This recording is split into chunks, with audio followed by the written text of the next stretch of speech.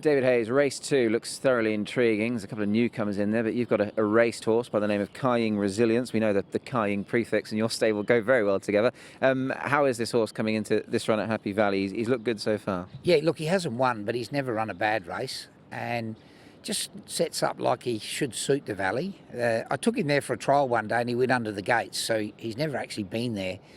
He went freestyle around the course, but I think he's well drawn. He's very fit. He's in good form. He's only a 3-year-old, but I think his wins are about to start happening. He's an on-pace runner, so drawn in barrier number 3. I mean, it probably makes Zach's life that little bit simpler, doesn't it? I think so, yeah. You know, no one rides a Valley better than Zach. And he's got a fast horse with a good barrier, so I'm expecting a good run. He's by Blue Point. Have you had much to do with the Blue Point? I mean, they've been all the rage in the last sort of season or so, haven't they? Yes, I haven't had much to do with them, but if Trackwork's any guide, he's a pretty smart horse. I mentioned at the top of this interview that there are newcomers in there, etc., and 1 or 2 horses that might be sort of lacking for form. With total respect to them, this does look a good opportunity for your horse, doesn't it, really? It does. You know, he's a bit streetwise now. He's had a few runs and a lot of trials. So I don't think the Valley will cause too much trouble. And as you said, a good barrier, so should run well.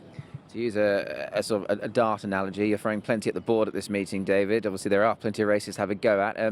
You've got a nice, strong team overall, haven't you, going out, including good old Red Majesty down in grade?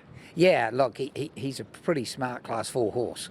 And he's been running well, and he's just dropped back to Class 4. So he's got a lot of weight, but he's done it before.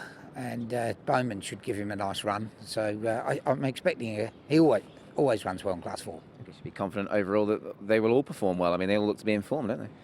Yeah, we're happy and might have a bet in the Trainers' Challenge.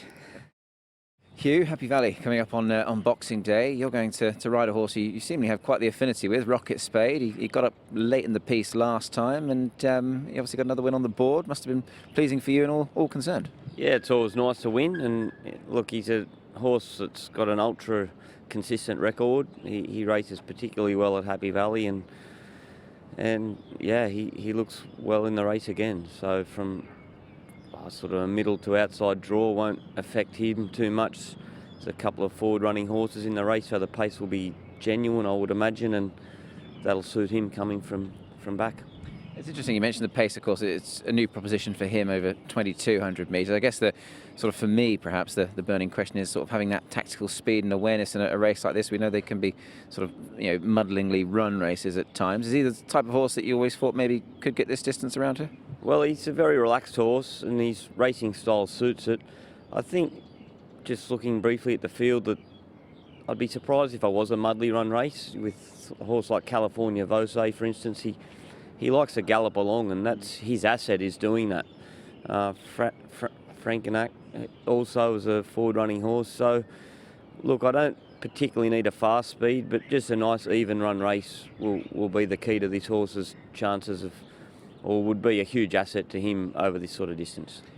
You're looking to win a 3rd race on him. Just going back to the weekend, a horse that did manage to line up 3 on the bounce was Joyful Prosperity over a similar sort of trip. He's doing a super job, isn't he?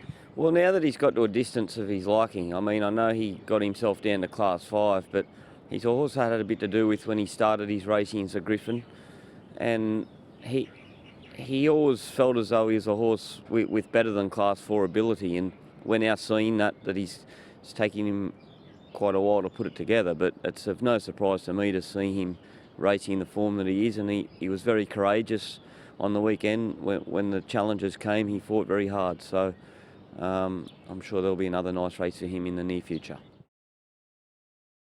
Harry Bentley, race 7, you're going to ride Prince Alex, a horse who's really found some form, and well, I know you had to relinquish the ride last time due to it being an IJC leg, but I'm sure you were pleased to see him win nevertheless.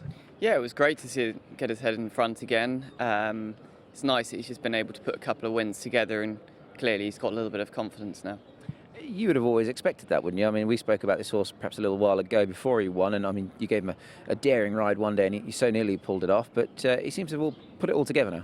He does. I mean, I think he was always promising to get his head in front, and he just wants a good pace really to aim at, and he's got a strong finish, and he certainly stays the distance well, so it was no surprise that he's put those two together. He's boxed down on the inside in gate number 1. Just looking at the race on paper, I mean, if you did get that pace, is that a good place to be drawn for a horse like him? Yeah, I think so. He is a straightforward ride. As I say, I just don't want them jamming up and going too slow in front. But if he's got something to aim at pace-wise, then 1 is a good draw for him. One noticeable, Harry, I thought last time, just watching the replay of his win when James rode him, was that he was very genuine, very honest, kept giving to the line, didn't he?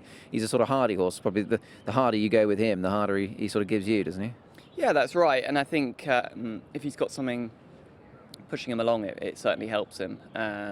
So yeah, he's got good attitude, and that's always a positive for a jockey. Pierre, we've got a really busy card coming up on Boxing Day. Race 9, you're going to saddle Aurora Lady. Let's reflect on the win at IJC, shall we? That was a super win from a wide draw under Mikel Barcelona. Yeah, last time it was very impressive. I thought we were going to get a better draw this time. Still drawn 9. There's very, very fast-paced horse in the race, so I think we just sit off him and try to do it again. Of course, the natural decision was to get Zach back on board. This horse bolted up for Zach a little while ago, didn't he? So he certainly knows the horse well. Yeah, he definitely knows it well. Only that we went to IJC, and this time the schedule fits. So hopefully we can do it again. How's he come out of the race, Pierre? Obviously, because it was a tough race that night, I suppose, and he's come out of the race well. It was a tough run. He put up pretty well, and he given time 3 weeks to this run. So he'll be ready for that. This is only his 10th start, Pierre, so he's certainly improving at a decent rate of knots, isn't he, this guy? Yeah, sometimes this type of horses just take it slowly to improve by runs. So hopefully he can go further up in the ratings. David, race 10 on Boxing Day. It's going to be a long old card, that's for sure. But you've got a horse by the name of Soleil Fighter.